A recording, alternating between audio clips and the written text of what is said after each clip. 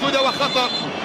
بمصلحة المغاربة، ملعوبة داخل منطقة الجزاء، عرضية رأسية، الله الله الله الله،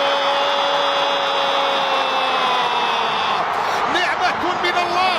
عبد الرزاق حمد الله، نعمة الله للمغاربة، نعمة الله للمغاربة، عبد الرزاق يعود ويعيد المغرب،